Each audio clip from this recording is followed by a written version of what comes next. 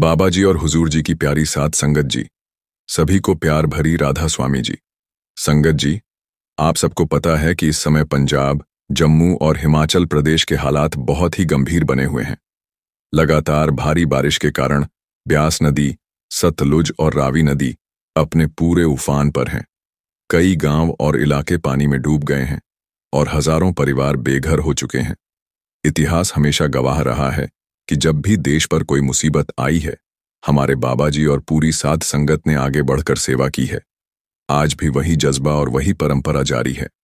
इस बार भी बाढ़ पीड़ित लोगों की मदद के लिए अमृत सेंटर नंबर 1 पर बाबा जी ने एक बड़ा शिविर लगाया है।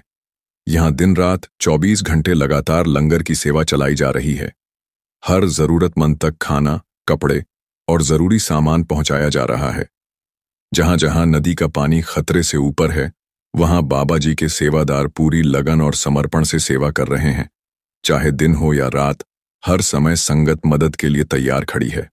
संगत जी, आपको याद होगा कि मई महीने में जब भारत और पाकिस्तान के बीच जंग होने वाली थी, तब भी बाबा जी ने अपने बहुत से सत्संग घर युद्ध पीड़ित लोगों के लिए खोल दिए थे। उसी तरह आज भी बाबा जी हमें यही सिखा रहे हैं कि दूसरों की भलाई और इंसानियत की सेवा से बड़ा कोई धर्म और सेवा नहीं है। कल ही पंजाब के मुख्यमंत्री श्री भगवंत मान जी ने ब्यास का दौरा किया और हालात का जायजा लिया। उन्होंने भरोसा दिलाया कि इस मुश्किल घड़ी में सरकार भी जनता के साथ खड़ी है। लेकिन संगत जी, असली ताकत हमारी संगत की सेवा भावना है। बाबा जी हमेशा यही कहते हैं कि जब हम दूसरों की मदद करते हैं तो असल में हम अपने धर्म और मानवता की सबसे बड़ी सेवा करते हैं। आज पंजाब की धरती अभूतपूर्व बाढ़ की मार झेल रही है। हालात इतने गंभीर हैं कि ब्यास की ओर जाने वाले कई रास्ते पूरी तरह पानी में डूब गए हैं और प्रशासन को उन्हें बंद करना पड़ा है। ऐसे में हम सबको एकजुट होकर सेवा करनी है। किसी भी पीड़ित भाई बहन को अकेला महसूस न होने दें। जहां तक संभव हो, हर कोई अपनी क्षमता अनुसार मदद करे, चाहे वह सेवा हो, दान हो या सिर्फ एक हौसला बढ़ाने वाला शब्द। राधा स्वामी संगत जी, यही समय है जब हम सबको बाबा जी की शिक्षा को अपनाना है और यह दिखाना है कि सेवा और इंसानियत से बड़ा कोई धर्म नहीं।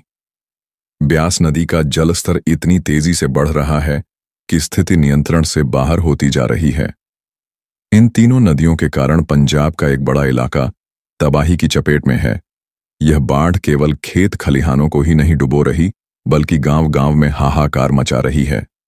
डेरे तक पहुंचने वाला मुख्य मार्ग जलमग्न होकर बंद हो चुका है। ऐसे मुश्किल हालात में राहत कार्य भी तेजी से जारी है। बाबा जी के सेवादार दिन रात थकान की परवाह किए बिना लोगों की सेवा में जुटे हुए हैं। पिछले कई दिनों से लगातार हो रही बारिश ने पंजाब के उन इलाकों का नक्शा ही बदल दिया है जो नदियों के किनारे बसे हुए हैं। पानी इतनी तेज रफ्तार से फैला कि आसपास के गांव और कस्बे डूब गए। लोगों को संभलने का मौका तक नहीं मिला। घर, खेत और सड़कें सब लहरों में समा गए। किसानों ने जिन खेतों में दिन रात मेहनत करके फसल उगाई थी, आज वहां कई फीट तक पानी खड़ा है। देखते ही देखते उनकी मेहनत और उम्मीदें दोनों बह गईं। गांव में हालात इतने विकट है कि लोग अपने घरों को छोड़कर सुरक्षित जगहों पर शरण लेने के लिए मजबूर हैं। सेना और पुलिस लगातार लोगों को निकालने में लगी हुई है।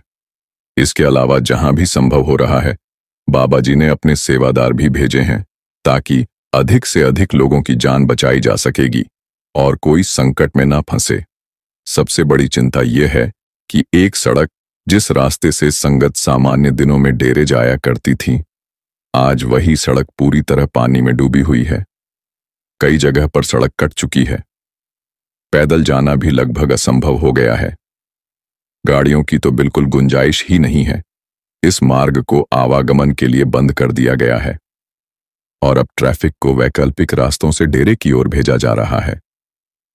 संगत जी, इस समय आई हुई बाढ़ ने आम लोगों की जिंदगी को गहराई से प्रभावित किया है। बाजार सूने पड़े हैं, दुकानों के शटर बंद है, बच्चों की पढ़ाई ठप हो चुकी है क्योंकि स्कूलों तक पहुंचना संभव ही नहीं है। लेकिन इन अंधेरे हालातों में भी इंसानियत और सेवा की रोशनी जगमगा रही है। गुरुद्वारा साहिब और डेरा ब्यास ने तुरंत लंगर की व्यवस्था शुरू कर दी है। दरअसल सिख परंपरा हमेशा से मानव सेवा और भलाई के कामों में सबसे आगे रही है। चाहे आपदा हो या कोई बड़ा हादसा, गुरुद्वारे से और बाबा जी के डेरे से मदद का सिलसिला कभी नहीं रुकता। सेवा के इसी जज्बे को हमारा नमन है। संगत जी, यहां केवल भोजन पानी का ही इंतजाम नहीं किया जा रहा, बल्कि प्रभावित परिवारों के लिए राहत शिविर भी बनाए गए हैं, जहां खाने पीने के साथ साथ दवाइयां और ठहरने की पूरी व्यवस्था की गई है। बाबा जी के सेवादार रात दिन बिना थके काम कर रहे हैं। कोई नाव से लोगों को सुरक्षित स्थानों तक पहुंचा रहा है, तो कोई जरूरतमंदों तक राहत सामग्री पहुंचाने में जुटा हुआ है। कई संगतें मिलकर बाढ़ पीड़ितों के लिए सहारा बन रही है।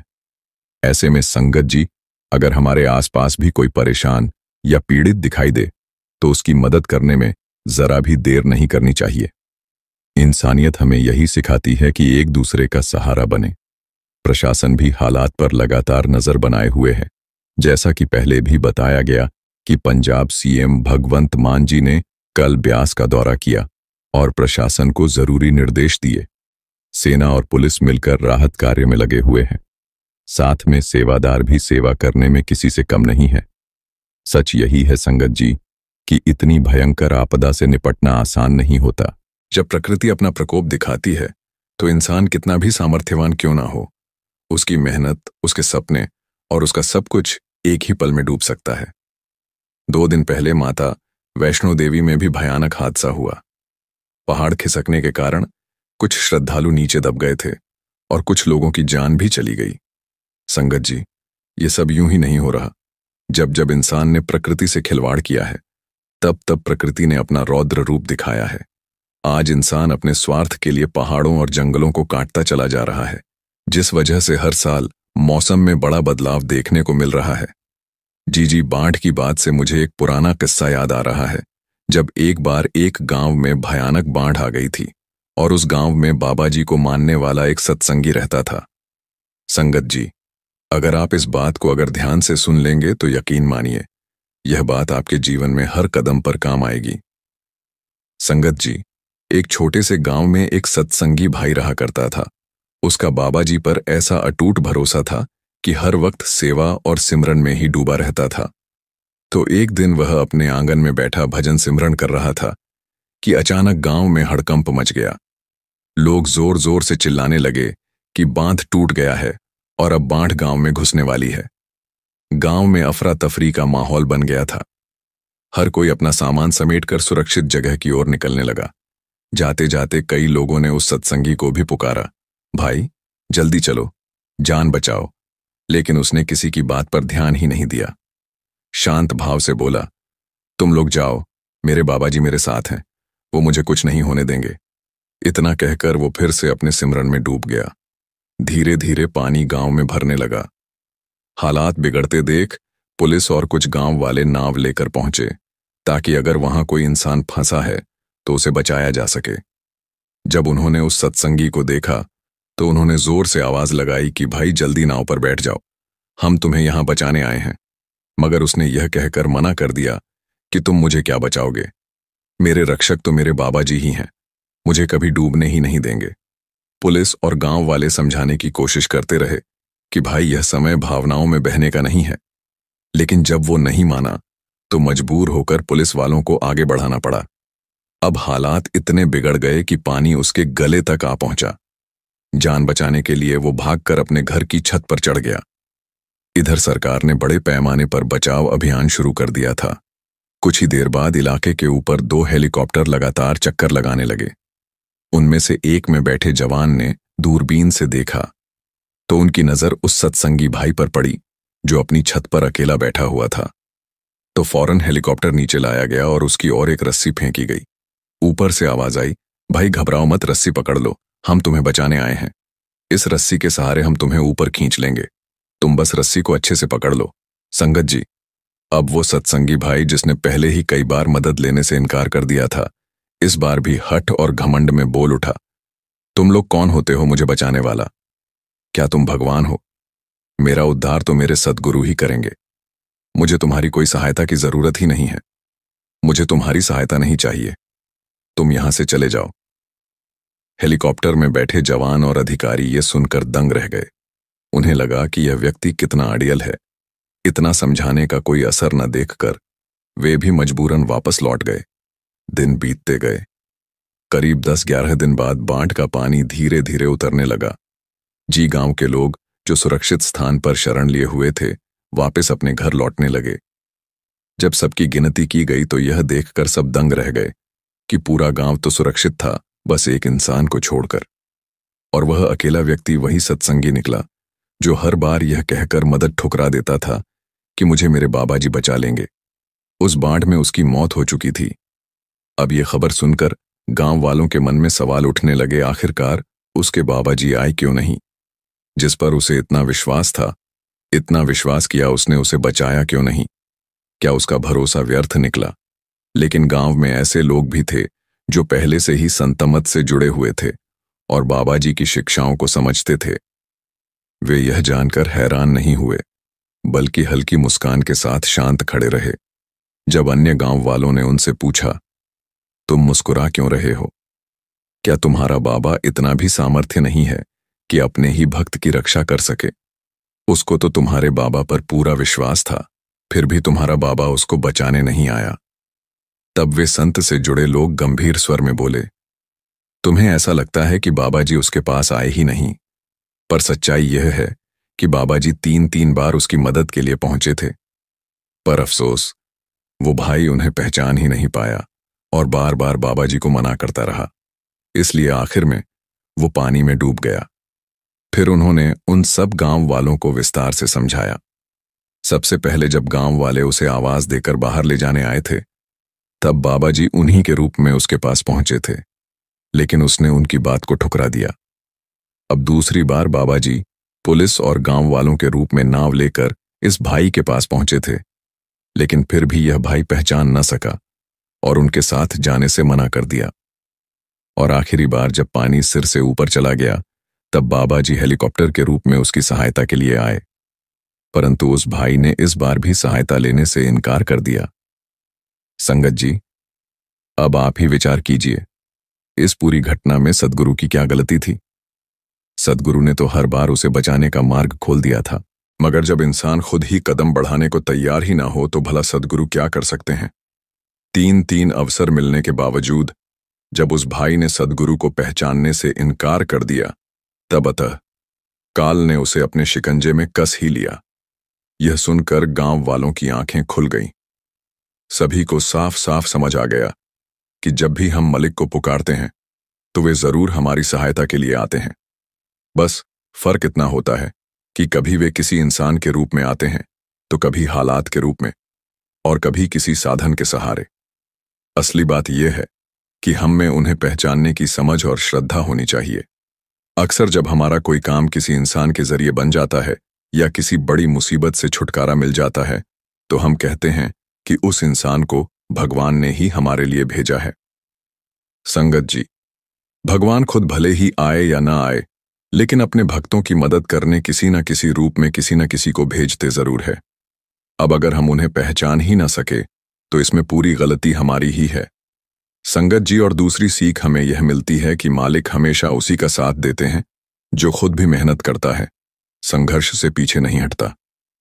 कोशिश करने वालों को मालिक कभी निराश नहीं करते, लेकिन जो लोग हाथ पर हाथ धरे बैठे रहते हैं और केवल इंतजार में समय घुमाते रहते हैं, उनके साथ मालिक भी खड़ा नहीं होता। जैसा कि इस साखी में अभी आपने सुना जी कि उस भाई ने अपनी तरफ से जरा सी भी कोशिश नहीं की और सब कुछ बाबा जी पर ही छोड़कर बैठा रहा। तो आइए अब इस वीडियो में आगे बढ़ते हुए एक छोटा सा प्रसंग सुनते हैं। संगत जी कहते हैं, जब गुरु कृपा करने पर आते हैं तो भिखारी से राजा बनते टाइम नहीं लगता। आगे की घटना इसी बात पर आधारित है, इसको भी जरूर पूरा सुनिए। एक आदमी बहुत ही निर्धन था। उसकी हालत ऐसी थी कि दिन में 2 वक्त का खाना जुटाना भी उसके लिए कठिन हो जाता था। तो एक दिन उसे किसी विद्वान से मुलाकात का अवसर मिला। उस विद्वान ने बताया कि पिछले जन्म में यह व्यक्ति कोई साधारण इंसान नहीं था, बल्कि एक राजा था। मगर राजा होकर उसे अपनी प्रजा पर बहुत ही जुल्म की किसी की जमीन छीन लेना, प्रजा पर भारी भरकम कर लगाना और अपनी तिजोरी को सोने चांदी से भरते रहना, अब यही उसका काम था। आखिरकार उसका जीवन समाप्त हुआ और उसको अगला जन्म मिला, और अब इस अगले जन्म में वह राजसी ऐश्वर्य खोकर गरीबी और भूख के बोझ तले दब गया। विद्वान ने समझाया, यह सब तेरे ही कर्मों का फल है। सुख और दुख इंसान की किस्मत में पहले से लिखे होते हैं और प्रभु का लिखा कोई बदल नहीं सकता। अब यह सुनकर उस गरीब ने मान लिया कि उसकी जिंदगी का बाकी हिस्सा भी इसी दर्द और तंगहाली में गुजरेगा। एक दिन वह आदमी भूख से बेहाल इधर उधर भटक रहा था कि तभी उसकी नजर राधा स्वामी सेंटर पर पड़ी थी। वह वहां प्रेम पूर्वक भजन सत्संग हो रहा था और साथ ही लंगर भी चल रहा था, तो भूख से व्याकुल वह सत्संग भवन के भीतर चला गया। भोजन तो मिला ही, मगर साथ में सत्संग की मधुर वाणी ने उसके दिल को छू लिया। वह रोज वहां आने लगा, सत्संग सुनता, सेवा करता और धीरे धीरे उसे नामदान भी मिल गया। अब जैसे जैसे उसके दिन बदले, वैसे वैसे उसकी हालात भी बदलती गई। उसकी गरीबी कम होती गई और आर्थिक स्थिति संभलने लगी। उस दौरान हुजूर महाराज जी की सरकार थी और एक दिन उस गरीब इंसान ने हुजूर जी से एक सवाल किया। वह हाथ जोड़कर विनम्रता से बोला, हुजूर जी, आप अक्सर समझाते हो कि इंसान को वही मिलता है जो उसकी किस्मत में लिखा है।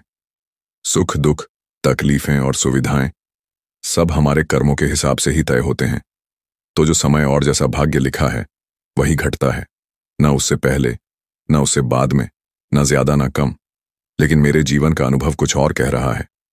पहले मैं भयंकर गरीबी में था, भूखा मरने की हालत थी, मगर आपके चरणों में आने के बाद सब कुछ बदल गया। आप ही ने मुझे भिखारी से राजा बना दिया। तो फिर बाबा जी, यह कैसे संभव हुआ कि किस्मत का लिखा बदल गया? संगत जी, जब उस भाई ने अपना सवाल रखा तो हुजूर जी मुस्कुराए और बड़े ही प्रेम से कहने लगे, बेटा, करने वाला तो सिर्फ वही मालिक है। मैंने तो कुछ भी नहीं किया। लेकिन वह भाई भावुक हो उठा और हाथ जोड़कर कहने लगा, बाबा जी, मैंने तो उस मालिक को कभी नहीं देखा। मेरे लिए तो आप ही मेरे मालिक हैं। मेरी किस्मत बदली है तो आपके कारण ही आपने ही मुझे इस दुख दर्द से निकाला है। अब यह सुनकर हुजूर जी ने एक बड़े अच्छे उदाहरण से इस भाई को समझाया। और संगत जी, ये सीख हम सबके लिए बहुत ही जरूरी है। हुजूर जी ने पास खड़े एक सेवादार को आवाज दी और कहा कि एक कोरा कागज, थोड़ी सी हाय और एक मुहर लेकर आओ। जब सब कुछ लाया गया तो बाबा जी ने वह मुहर पहले बिना सहाय के दिखाते हुए कहा, देखो बेटा, इसमें जो अक्षर बने हैं यह उलटे हैं या सीधे? उसने गौर से देखा और कहा, बाबा जी, यह तो उलटे हैं। फिर बाबा जी ने वही मोहर स्याही में डुबोकर उस कोरे कागज पर छाप दी और फिर पूछा, अब देखो बेटा, अक्षर कैसे दिख रहे हैं? उस भाई ने देखा और खुशी से कहा, बाबा जी, अब तो अक्षर सीधे हो गए। तो बाबा जी ने मुस्कुराते हुए फरमाया, बस बेटा, यही समझाने की बात थी। जैसे मोहर पर अक्षर उलटे थे लेकिन कागज पर छपते ही सीधे हो गए, वैसे ही इंसान के जीवन का भाग्य भी है। अगर वह नाम की कमाई शुरू कर देता है तो उसका टेढ़ा मेढ़ा भाग्य भी सीधा हो जाता है। उसके भारी से भारी कर्म हल्के पड़ने लगते हैं। संगत जी कहते हैं, जब ब्रह्मा जी ने वेदों की रचना की थी तब उनके पास थोड़ी अतिरिक्त स्याही बच गई थी, तो वे भगवान के पास पहुंचे और विनम्रता से उन्होंने पूछा कि प्रभु, इस बची हुई स्याही का क्या किया जाए? भगवान जी मुस्कुराए और उन्होंने कहा कि ये स्याही संतों को दे दो, क्योंकि मैंने तो इंसानों की किस्मत उनके कर्म अनुसार लिख दी है। अब मैं स्वयं भी अपने लिखे को नहीं बदल सकता, लेकिन संत और सच्चे सद्गुरु अगर चाहे तो इस अतिरिक्त स्याही से किसी की भी किस्मत को बदल सकते हैं। संगत जी, यह कोई कहानी भर नहीं बल्कि हकीकत है। सद्गुरु अगर कृपा कर दे तो भिखारी को भी राजा बना सकते हैं। जी, हमें हर सांस में अपने गुरु का शुक्राना करना चाहिए जी कि उन्होंने हम पर इतनी दया बरसाई है। और जब सद्गुरु सत्संग में बैठकर प्रेम से वचन फरमाते हैं, सवाल जवाब करते हैं, तो संगत का विश्वास और भी मजबूत हो जाता है। और यकीन मानिए, सद्गुरु कभी अपने बच्चों की लाज नहीं तोड़ते। जो प्रेम और भरोसा उनके चरणों में रखते हैं, सद्गुरु उस विश्वास को अवश्य निभाते हैं। चाहे कोई भी बड़ी से बड़ी मुसीबत उनके शरणागत को डिगा नहीं सकती। विश्वास करके तो देखिए, विश्वास में ऐसी ताकत है कि वो पूरी कायनात को बदल सकता है। बाबा जी और हुजूर जी की प्यारी साध संगत जी, राधा स्वामी जी, संगत जी, जैसा कि सब जानते हैं कि बाबा जी 11 मई को सिंगापुर चले गए थे और कल शाम तक की खबर के हिसाब से बाबा जी अभी भी सिंगापुर में हैं और जहां इस वक्त एक गंभीर स्थिति उत्पन्न हो चुकी है। अब सवाल यह उठता है कि ऐसी विकट परिस्थिति में वहां बाबा जी क्या कर रहे हैं और क्या करने वाले हैं। आखिर क्या भयानक स्थिति वहां हो चुकी है, इस पर भी हम आपसे चर्चा करेंगे। इसके साथ साथ हम आपको यह भी बताएंगे कि डेरा ब्यास में जब हाल ही में सत्संग समाप्त हुआ था, उस दिन बाबा जी और हुजूर जी ने संगत से क्या कहा, और वो बात इतनी असरदार थी कि डेरा प्रबंधन को तुरंत उस पर अमल करना पड़ा। इसके अलावा दो और बेहद गहरी और प्रेरणादायक बातें आपके साथ साझा करेंगे। जब सतगुरु अपने सेवक को गद्दी पर विराजमान करता है तो उसके साथ किस प्रकार का व्यवहार करता है, जैसा कि हुजूर ने बाबा जी को गद्दी दी थी और फिर बाबा जी ने हुजूर जी को गद्दी दी। शुरुआत में ही आप सभी से यही प्रार्थना है कि हमारे चैनल सतगुरु सेवा सिमरन को जरूर सब्सक्राइब कर लीजिए और साथ में बेल आइकन को ऑन पर जरूर सेट कर दीजिए ताकि हमारी हर आने वाली वीडियो आप तक समय पर पहुंच सके। साथ ही कमेंट में राधा स्वामी जी जरूर लिखें। जैसा कि अभी अभी आपको बताया कि बाबा जी इस समय सिंगापुर में हैं और वहां की स्थिति बहुत भयावह हो चुकी है। लेकिन याद रखिए, संत महापुरुष जानते हैं कि कहां और कब उनकी उपस्थिति की सबसे अधिक आवश्यकता होती है। यह कोई साधारण बात नहीं कि उनके दिव्य ज्ञान और करुणा की पहचान है। संगत जी, इस बात में कोई दो राय नहीं कि समय कलयुग अपने पूरे चरम पर आ चुका है। अब यह न केवल ताकत दिखाएगा बल्कि संभव है कि विनाश के दृश्य भी देखने को मिले। परंतु जो सच्चे संत होते हैं वे समय और परिस्थितियों के परे होते हैं। लेकिन फिर भी जब कहीं कोई संकट आता है तो उनका कर्तव्य बनता है कि वे उसमें हस्तक्षेप करें, चाहे वो संकट उनके किसी भक्त पर आए या किसी आम इंसान पर। जैसा आज से ठीक 5 साल पहले हुआ था, बिल्कुल वैसा ही भयावह हालात सिंगापुर में भी हो चुके हैं। जी हां, हम बात कर रहे हैं उस बीमारी की जिसे हम कोरोना के नाम से जानते हैं। और अब खबरें आ रही हैं कि सिंगापुर और थाईलैंड में एक बार फिर कोरोना ने बहुत तेजी से पैर पसार लिए हैं। हालात ऐसे बन चुके हैं कि वहां लॉकडाउन तक की नौबत आ सकती है और ऐसे समय में वहां बाबा जी की मौजूदगी कोई संयोग नहीं। वह अवश्य किसी रूप में लोगों की मदद कर रहे हैं, चाहे लोग इस बात को समझें या ना समझें। लेकिन जो उनकी रूहानी ताकत को जानते हैं उन्हें भरोसा है कि बाबा जी खाली नहीं बैठ सकते बल्कि जन कल्याण के कामों में जरूर लगे हुए हैं। भारत में भी हालात पूरी तरह सामान्य नहीं है। कल ही मुंबई में 50-60 कोरोना के नए केस सामने आए हैं। बाकी सब कुछ मालिक की मर्जी और मौज पर निर्भर है। उसी के इशारे पर यह सारा संसार चल रहा है। कहते हैं हर युग का कभी न कभी अंत होता है और अंत में सब कुछ तबाह हो जाता है। जब महाप्रलय आता है तब पूरी सृष्टि खत्म हो जाती है। लेकिन मालिक और मालिक का नाम कभी तबाह नहीं हो सकता और नाम के सहारे मालिक फिर से सृष्टि की रचना करता है। युग चाहे कोई भी रहा हो, लेकिन संत महापुरुष हमारे दरमियान आते रहे हैं और आते रहेंगे और जनसेवा करते रहेंगे। बाबा जी और उनकी जनसेवा का एक सबसे बड़ा उदाहरण हम सब अपनी आंखों से एक नहीं हजारों बार देख चुके हैं। फिलहाल बाबा जी सिंगापुर में हैं और वहां प्रलय जैसे हालात सुनने में आ रहे हैं। बाबा जी अपनी संगत के साथ साथ न जाने कितने ही ऐसे जीवों की भी संभाल करेंगे जो सत्संगी नहीं हैं। संगत जी, अब बात करते हैं उस अहम फैसला की जिसके बाद डेरा प्रबंधन ने भी उस पर अमल किया था। कुछ दिन पहले यानी कि 18 मई को हुजूर जी ने डेरा ब्यास में अपना दूसरा सत्संग किया था और जैसे ही सत्संग समाप्त हुआ वे दुबई चले गए। उस समय डेरा में गर्मी की तीव्रता ऐसी थी मानो कोई विस्फोट हुआ हो। लेकिन इस भीषण गर्मी में भी बाबा जी की दया बनी रही और उसी के चलते बाबा जी और हुजूर जी के निर्देशों पर डेरा प्रबंधन ने एक अहम फैसला लिया। हुजूर जी ने स्पष्ट कहा कि इस बार भंडारे के बाद भी लस्सी बांटी जाती रहेगी। पहले जब भी भंडारा खत्म होता था लस्सी बंद कर दी जाती थी, लेकिन इस बार उन्होंने निर्देश दिया लस्सी बंद नहीं होनी चाहिए, सेवा चलती रहनी चाहिए। डेरा में हर तरह के सेवादार हैं, कोई सिक्योरिटी में है, कोई पंडाल में, कोई लंगर में, कोई किसी और सेवा में। सभी के लिए लस्सी उपलब्ध है और गर्मी में लस्सी का जो लाभ होता है वो शरीर ही नहीं आत्मा को भी ठंडक देता है। बाबा जी और हुजूर जी हमेशा संगत के भले के लिए ही सोचते हैं और वही सोच इस बार भी दिखाई दी। अब आपको एक बहुत खास प्रसंग सुनाता हूं। जब बाबा जी को गद्दी पर विराजमान किया गया था, उसके कुछ समय बाद उनके घर में एक विवाह समारोह था। सभी परिवारजन और रिश्तेदार खुशियां मना रहे थे। ढोल की थाप पर भांगड़ा हो रहा था, बोलियां गूंज रही थीं। उसी दौरान किसी ने बाबा जी से निवेदन किया, बाबा जी आप भी बोलियां सुनाइए। तो बाबा जी ने माइक हाथ में लिया और एक बेहद प्यारी बोली सुनाई। बारी बस्ती खट्टा गया सी खट्टा के लिए, अंडा केला नाचना कूदना बंद करो। हो गया भजन सिमरन दा वेला। यानी अब वो समय नहीं कि हम बाहरी मौज मस्ती में उलझे रहे। अब समय है कि हम भीतर की ओर लौटें, भजन और सिमरन की राह पर चलें। यही सच्चे संतों का संदेश होता है। वे सोते हुए भी जाग रहे होते हैं, जागते हुए भी मौन साधना में होते हैं। उनका हर पल, हर शब्द हमें याद दिलाता है कि असली सुख और सुरक्षा सिर्फ उस नाम की कमाई में है। संगत जी, आइए अब वीडियो को आगे बढ़ाते हुए आपको एक घटना के बारे में भी बताते हैं। यह घटना संत महात्मा महाराज सावन सिंह जी के समय की है। उस समय महाराज जी डेरा छोड़कर कहीं बाहर गए हुए थे। इसी बीच डेरा परिसर में एक छोटी सी चोरी हो गई।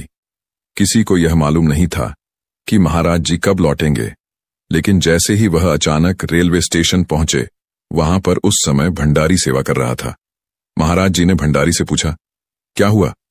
भंडारी ने कहा, महाराज जी, डेरे में चोरी हो गई है। महाराज जी ने पूछा, कब हुई? भंडारी बोला, सुबह 2:30। महाराज जी ने गंभीर स्वर में कहा, तूने सबको भजन से हटाकर चोर को ढूंढने में लगा दिया। भंडारी बोला, जी हां महाराज जी। बोले, तूने पैसे तो कुछ खोए ही, लेकिन उससे ज्यादा नुकसान तूने उनका भजन छुड़वाकर कर दिया। पैसे की भरपाई हो सकती है, लेकिन उस वक्त का जो भजन छूट गया, उसका हर्जाना कौन देगा? महाराज जी की इस बात से स्पष्ट होता है कि हमारे लिए भजन उतना ही जरूरी है जितना कि सांस लेना। जैसे बिना सांस के जीवन संभव नहीं, वैसे ही बिना भजन के आत्मिक जीवन अधूरा है। भजन ही वह साधन है जिससे हम मालिक की कृपा के पात्र बनते हैं। यही कारण है कि संत बार बार कहते हैं, नाम और शब्द की कमाई ही असली जीवन की कमाई है। भजन ही हमारी आत्मा की खुराक है। अब आइए एक और प्रेरणादायक प्रसंग सुनाता हूं। ये बाबा जी के समय की बात है। बाबा जी को आदेश हुआ कि उन्हें तरण तारण जाना है। संगत के साथ गाड़ियों में बैठकर बाबा जी तरण तारण पहुंच गए। वहां पर एक सवाल जवाब का कार्यक्रम रखा गया था। उस कार्यक्रम में एक सत्संगी ने बाबा जी से बड़ा सीधा और थोड़ा कठोर लहजे में सवाल पूछा। वह सत्संगी बाबा जी से बोला, बाबा जी, मैं दूध बेचने का काम करता हूं, पर मेरी बहुत हानि हो रही है। मेरी गाय और भैंस अचानक मर जाती हैं। मैं क्या करूं? बाबा जी ने उसको अपने हिसाब से जवाब दिया, लेकिन वह सत्संगी फिर भी थोड़ा हठपूर्वक बोला, ठीक है बाबा जी, लेकिन मेरा दुख तो आप ही से कहूंगा। मैं कोई शिवजी या किसी दूसरे भगवान के पास थोड़े जाऊंगा। मैं तो आपको ही याद करता हूं, आपसे ही फरियाद करूंगा। मेरा विश्वास तो आप में ही है ना। उसकी इस बात पर सारी संगत मुस्कुरा उठी। बाबा जी भी मुस्कुराए और बोले, गलत नहीं कह रहा है तू। बात तो तेरी भी सही है संगत जी। इससे एक गहरी बात सामने आती है। जब हम मालिक को ही अपना मानते हैं तो अपना सुख दुख उसी के सामने रखते हैं, और ऐसा करना बिल्कुल स्वाभाविक है। जैसे बच्चा जब कोई जिद करे या उसको कोई दुख तकलीफ हो तो वह हर बात अपने माता पिता से ही कहता है, वैसे ही हम भी अपनी हर बात सतगुरु से ही कहेंगे।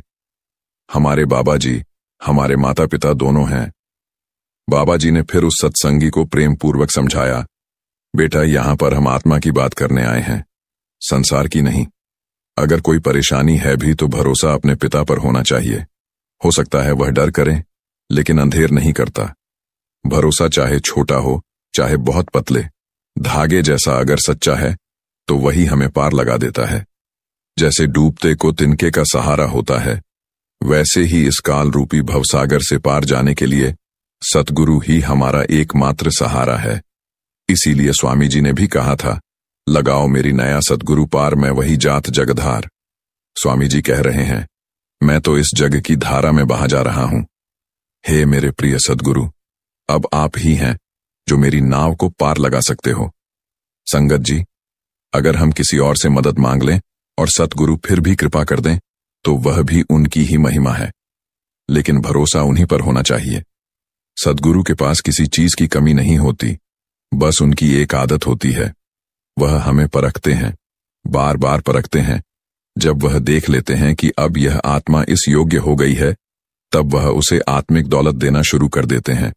तब सद्गुरु हमारे परमार्थ के साथ साथ स्वार्थ भी संभाल लेते हैं, क्योंकि जब हमें किसी चीज की सच्ची भूख होती है, तब हम उसकी कदर करते हैं, उसे भीतर उतारते हैं।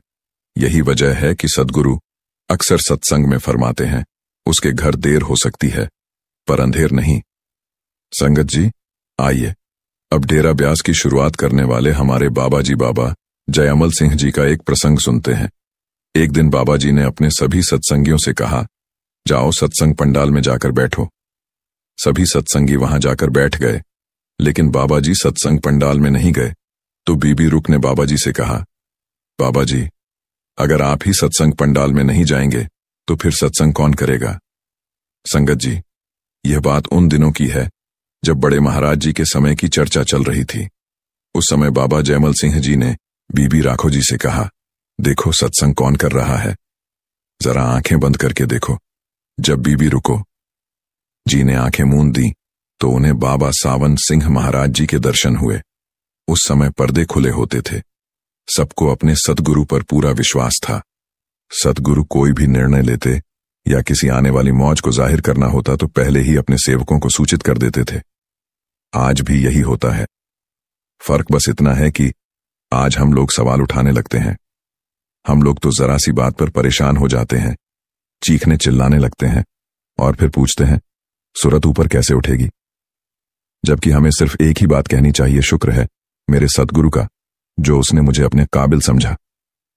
जब बाबा जयमल सिंह जी महाराज ने गद्दी सौंपी थी तो बाबा जी ने साफ तौर पर कह दिया था कि अब थोड़े समय बाद बापूजी सेवा संभालेंगे। बीबी रुको जी को भी उन्होंने बताया था और दूसरी संगत को भी इसकी जानकारी दी थी। उस समय दिल साफ थे, गुरु का हुक्म सिर माथे रखा जाता था। लोग ज्यादा पढ़े लिखे नहीं थे, लेकिन श्रद्धा बहुत गहरी थी। वे सिर्फ कहते, ठीक है जी, मेरे सतगुरु जैसा तेरा हुक्म। आजकल हम पढ़े लिखे हैं, इसीलिए पहले परखने लगते हैं कि बाबा जी ने ऐसा क्यों कहा, बाबा जी ने ऐसा क्यों किया। लेकिन उस समय जब बीबी रुको जी ने सबको कहा, आज मैं तुम्हें दिखाऊंगी कि भीतर सत्संग कौन करता है, और सब अंदर गए तो उन्होंने देखा बाबा जी के स्थान पर बापू जी यानी कि बड़े महाराज जी विराजमान हैं। सारे लोग हैरान रह गए कि यह क्या हो गया। उस समय बीबी राखो जी बाबा जी महाराज के सामने आई और बाबा जयमल सिंह जी ने कहा, यही आने वाले संत होंगे। और साथ ही उन्होंने यह भी कहा, जब यह पहली बार आए थे मैंने तभी कह दिया था कि यह एक बहुत बड़ी जिम्मेदारी निभाने के लिए आए हैं, लेकिन तुमने उस समय मेरी बात पर ध्यान नहीं दिया। इसी तरह जब सरदार बहादुर जी ने शरीर छोड़ा तो महाराज चरण सिंह जी उस समय सिरसा से लौट रहे थे। रास्ते में जब वह गाड़ी में थे, अचानक उनकी आंखों के आगे एक दिव्य रोशनी दिखाई दी और वह समझ गए कि महाराज जी अब इस दुनिया में नहीं रहे। हालांकि वे तुरंत डेरा नहीं पहुंचे, बल्कि जालंधर में किसी के घर में कुछ समय रुके। लेकिन जो उस समय डेरा की सुरक्षा या जिम्मेदारी में थे, उन्होंने उन्हें ढूंढ निकाला। संगत जी, यह सब पूर्व निर्धारित होता है। जिसके नाम वह सेवा लिखी जाती है वही उसे निभाता है। बिल्कुल ऐसे ही जब बाबा जी ने आज की नई सरकार हुजूर सतगुरु का नाम सेवा के लिए घोषित किया तो हम में से कुछ लोग रोने लगे, जबकि हमें तो बस गुरु का हुक्म मानना चाहिए था। प्यार तो होता ही है, लेकिन कोई कहता है मैं अब सत्संग नहीं आऊंगा, तो कोई कह रहा था मैं सेवा नहीं करूंगा। यह कैसी सोच है हमारी। किसी ने तो बाबा जी से यह कह भी दिया था, मैंने सतगुरु नहीं मानूंगा। बाबा जी ने गंभीरता से उत्तर दिया, तो फिर तुम्हारा उद्धार इस जन्म तो क्या किसी जन्म में नहीं होगा। यह सुनकर वह व्यक्ति कांप गया और तुरंत माफी मांगने लगा। मुझे माफ कर दीजिए, मेरी समझ ही नहीं थी। तब बाबा जी ने कहा, यह हुक्म मानना ही पड़ेगा। गुरुबाणी में भी यही आता है, तू समर्था वड्डा मेरी मत थोड़ी राम। गुरु की समर्थता का हम अनुमान भी नहीं लगा सकते। हमें तो इतना समझ लेना चाहिए कि अगर कोई हुक्म आया है, चाहे दिल पर पत्थर ही क्यों ना रखना पड़े, चाहे अपनी इच्छा को मारना ही क्यों ना पड़े, हमें सतगुरु के हुक्म का पालन जरूर करना है, चाहे भजन सिमरन की कमाई हो या ना हो। लेकिन अगर हुक्म मान लिया तो सद्गुरु हमें पार ले जाएंगे, हमारा हाथ कभी नहीं छोड़ेंगे। हमें अपने सद्गुरु पर पूरा भरोसा रखना चाहिए। समय की क्या चिंता करनी, समय पर जो होना है वह अपने आप हो जाएगा। जैसे कोई कारोबार दो लोग मिलकर संभालते हैं तो काम आसान हो जाता है। यह संसार बहुत बड़ी जिम्मेदारी है, यहां अनेक समस्याएं चल रही हैं। जरा सोचिए, अब एक व्यक्ति अकेले सब कैसे संभालेगा। अगर एक व्यक्ति के ऊपर अधिक बोझ आ जाए तो वह भी हिल जाता है। यह कलयुग है, यहां जिम्मेदारी अधिक है, लेकिन अगर सद्गुरु ने किसी को बुलाया है तो जरूर कोई उद्देश्य है। एक जिम्मेदारी वह निभाएंगे, दूसरी कोई और। हालांकि हुजूर महाराज को किसी चीज की चिंता नहीं है, क्योंकि उनके गुरु उनके साथ हैं।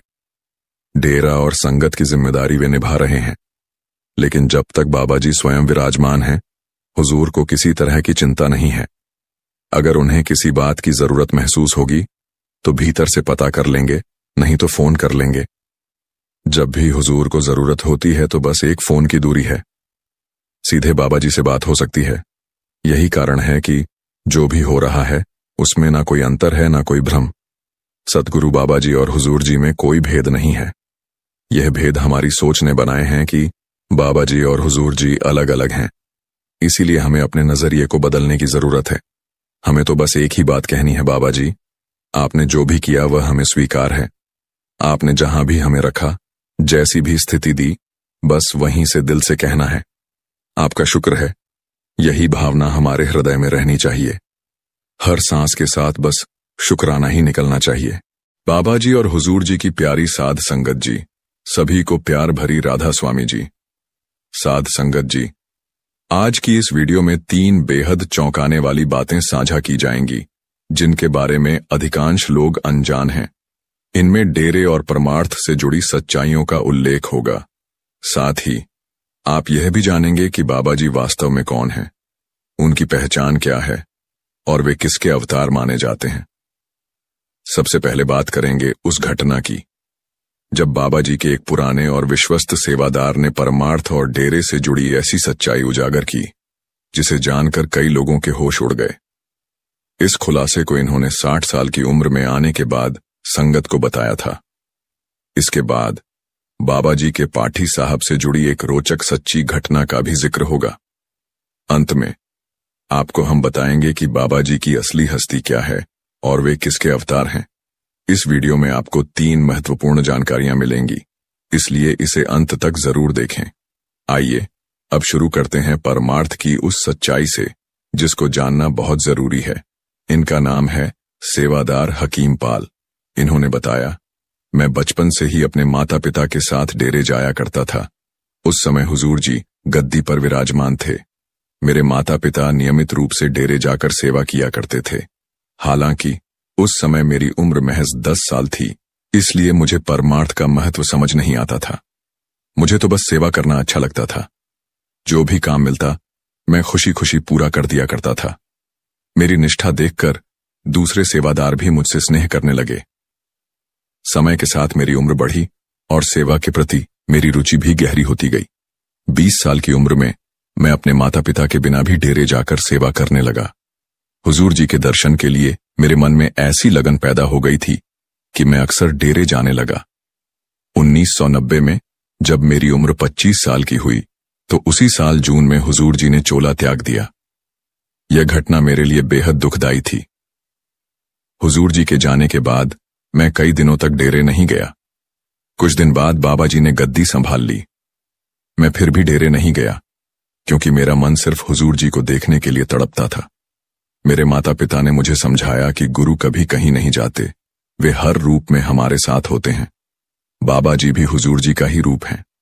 माता पिता की समझाइश से मैंने अगस्त 1990 से फिर से डेरे जाना शुरू कर दिया और सेवा करना फिर से शुरू कर दिया। मैंने वहां फिर से पूरी लगन और निष्काम भाव से सेवा करनी शुरू कर दी। मेरी निष्ठा को देखते हुए डेरे ने मुझे एक विभाग का हेड बना दिया। उन्हीं सालों में मोबाइल का चलन भी देश में आ गया था। क्योंकि मैं अब एक विभाग का हेड था, मुझे मोबाइल और गाड़ी ले जाने की अनुमति मिल गई। यहीं से मेरे जीवन में बदलाव आना शुरू हुआ। धीरे धीरे इस बड़े ओहदे और सुविधाओं ने मेरे अंदर अहंकार भर दिया और मैं खुद को अन्य सेवादारों और संगत से ऊंचा समझने लगा।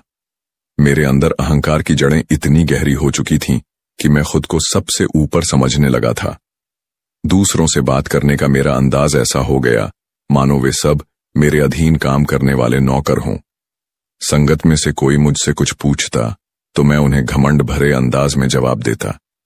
मुझे लगने लगा था कि मैं अब एक बेहद शक्तिशाली व्यक्ति बन चुका हूं। मैं चाहने लगा कि लोग मुझे देखते ही सलाम करें। परमार्थ के नियमों को मैं पूरी तरह भूल बैठा था, जहां न कोई छोटा होता है न बड़ा। एक दिन डेरे के प्रबंधन ने मेरे पास एक सेवादार भेजा और कहा कि उसे किसी सेवा में लगाना है। मैंने उसे काम सौंप दिया। वह व्यक्ति पूरी निष्ठा से सेवा करता था, लेकिन गरीब था, इसीलिए मैं उससे ठीक से बात भी नहीं करता था। मेरे भीतर न जाने कब भेदभाव की भावना घर कर गई थी। यह सतगुरु की कोई परीक्षा थी या कुछ और, यह तो मुझे पता नहीं, लेकिन इतना तय है कि मैं इस परीक्षा में असफल हो गया। पहले मैं हर पल सतगुरु का शुक्र किया करता था, लेकिन अब अहंकार ने मेरी सोच पर कब्जा कर लिया था। मुझे लगने लगा था कि मुझे जो भी ओहदा मिला है वह मेरी काबिलियत की वजह से है। मैंने यह मान लिया कि जिस विभाग की जिम्मेदारी मुझे दी गई है वह केवल मेरे कारण ही चल रहा है। यह सोच इतनी बढ़ गई कि मुझे विश्वास हो गया कि अगर मैं वहां से हट गया, अगर मैंने सेवा पर जाना छोड़ दिया, तो पूरा विभाग ही बंद हो जाएगा। मेरे मन पर अहंकार का ऐसा कब्जा हो गया कि मैं मालिक से दूर होता चला गया। अब न तो मेरा ध्यान भजन सिमरन में लगता और न सत्संग में। जब भी मैं भजन करने की कोशिश करता, मेरे मन में बाबा जी की जगह अपने ओहदे की छवि उभरने लगती। आंखें बंद करते ही मुझे सेवादारों के सलाम और संगत के झुके हुए सर दिखाई देने लगते। फिर एक दिन ऐसा आया जब सब कुछ बदल गया। मेरा भयंकर एक्सीडेंट हो गया। मेरी दोनों टांगों में इतनी गंभीर चोट आई कि डॉक्टर ने मुझे बिस्तर से हिलने तक से मना कर दिया। तब भी मुझे यह समझ नहीं आया कि मेरे साथ ऐसा क्यों हो रहा है। अब सेवा तो दूर, मैं अपने पैरों को जमीन पर भी नहीं रख पाता था। डॉक्टर ने साफ कह दिया कि मुझे 4 महीने तक इसी स्थिति में रहना पड़ेगा। लेटे लेटे भी मेरा दिमाग यही सोचता रहता कि मेरे बिना वहां डेरे में सेवा कैसे चल रही होगी। मुझे यकीन था कि मेरा विभाग तो अब डेरे ने बंद ही कर दिया होगा। मेरा अहंकार तब भी पूरी तरह मुझ पर हावी था। लगभग 10 दिन बीत गए और बिस्तर पर पड़े पड़े मैं तड़पने लगा। 10 दिन में ही मेरी हालत खराब हो गई। अभी तो मुझे 4 महीने ऐसे ही काटने थे। आखिरकार एक दिन थक कर मैंने बाबा जी को मन ही मन बहुत याद किया। उनसे शिकायत की कि मैंने बचपन से लेकर अब तक डेरे में सेवा की, फिर भी मुझे ऐसी सजा क्यों मिली। न भजन सिमरन हो पा रहा था और न सेवा में जाने की हालत बची थी। उस रात सपने में बाबा जी ने मुझे जवाब दिया। उन्होंने कहा, बेटा, तेरी किस्मत में उस दिन काल का शिकार होना लिखा था, लेकिन तूने संगत की बहुत सेवा की है, इसीलिए तेरा हिसाब 3-4 महीने के दर्द से ही निपट गया। अब यह वक्त खुशी से काट या दुखी होकर, यह तेरे हाथ में है, पर यह चुकता तो तुझे करना ही पड़ेगा। बाबा जी की बातों को सुनकर मैं रो पड़ा और मुझे समझ आ गया कि मेरा घमंड और भेदभाव ही मुझे सतगुरु से दूर ले गया था। इसी कारण मेरा मन भजन सिमरन में नहीं लग पाता था। बाबा जी की बातों ने उस रात मेरा हृदय झकझोर दिया। मैं देर तक रोता रहा और सोचता रहा कि इतना बड़ा इंसान बनने के बाद भी एक्सीडेंट वाले दिन सतगुरु ने मेरे जीवन की रक्षा की। मैंने दिल से बाबा जी से क्षमा मांगी और निश्चय किया कि 4 महीने का यह कष्ट खुशी खुशी सहूंगा। 4 से 5 महीने बाद जब मैं थोड़ा चलने फिरने लायक हुआ तो एक दिन डेरे गया। वहां जाकर देखा कि जिस विभाग का मैं इंचार्ज था, अब उसकी जिम्मेदारी उसी सेवादार को दी गई थी जिसे मैंने गरीबी के कारण छोटा समझा था। उसे देख मेरी आंखें भर आईं। वह दौड़कर मेरे पास आया और बोला, भाई जी, आप आ गए, अब आप ही इस जिम्मेदारी को संभालें। मेरे बस की बात नहीं है। उसकी विनम्रता ने मुझे भीतर तक झकझोर दिया। मैंने आंसुओं के साथ कहा, भाई, यह जिम्मेदारी सदगुरु ने मुझे सौंपी है तो तुझे ही निभानी होगी। मुझे तो कोई छोटी मोटी सेवा दे देना, जितना मुझसे होगा मैं कर लूंगा। मैं अंदर ही अंदर हैरान था। जिस व्यक्ति के साथ मैंने बुरा व्यवहार किया था वह आज इतना विनम्र होकर मेरा स्वागत कर रहा था। अगर उसकी जगह कोई और होता तो शायद मेरा चेहरा देखना भी पसंद नहीं करता। लेकिन यह भाई, जो अब विभाग का इंचार्ज बन चुका था, फिर भी पूरी तरह सरल और विनम्र था। मैंने उस दिन परमार्थ का असली अर्थ समझा। जहां मैं और मेरा जैसी भावनाएं आ जाए, वहां समझना चाहिए कि मालिक हमें अपने जहाज से नीचे उतार देते हैं। यह केवल परमार्थ में ही नहीं, बल्कि जीवन के हर क्षेत्र में लागू होता है। अहंकार और भेदभाव किसी बड़े अपराध से कम नहीं है। साध संगत जी, आगे हम आपको एक ऐसी घटना बताएंगे जब एक सेवादार ने संगत के बीच और बाबा जी के सामने यह कहा कि बाबा जी किसके अवतार हैं। लेकिन उससे पहले पाठी साहब की एक अहम घटना सुन लीजिए। हुजूर जी उस समय गद्दी पर विराजमान थे। डेरे में शब्दों की सेवा देने वाले सेवादार थे, जिनकी आवाज बहुत मधुर थी। हुजूर जी ने उनकी आवाज सुनी और उन्हें पाठी की सेवा दे दी। जहां भी हुजूर जाते, उन्हें अपने साथ ले जाते। धीरे धीरे पाठी के भीतर यह भावना आ गई कि हुजूर जी का मेरे बिना काम नहीं चलता, क्योंकि मेरी आवाज इतनी मधुर है। एक दिन हुजूर जी उन्हें दिल्ली के पूसा रोड पर सत्संग के लिए ले गए। सत्संग से पहले जब शब्द गाए जा रहे थे, पाठी साहब और हुजूर स्टेज पर बैठे थे। जैसे ही सत्संग का समय हुआ, पाठी साहब ने बाणी पढ़नी शुरू की, लेकिन उनके गले से आवाज ही नहीं निकल पाई। घबराकर उन्होंने जेब से मिश्री के कुछ दाने निकाले और मुंह में डाल लिए, पर कोई फायदा नहीं हुआ। फिर उन्होंने गला साफ करने वाली गोली खाई, लेकिन स्थिति जस की तस रही। हताश होकर उन्होंने हुजूर जी की तरफ देखा। हुजूर की आंखों में देखते ही पाठी साहब को समझ आ गया कि यह सब उनके भीतर जन्मे अहंकार की वजह से हो रहा है। उन्होंने आंखों ही आंखों में हुजूर से माफी मांगी।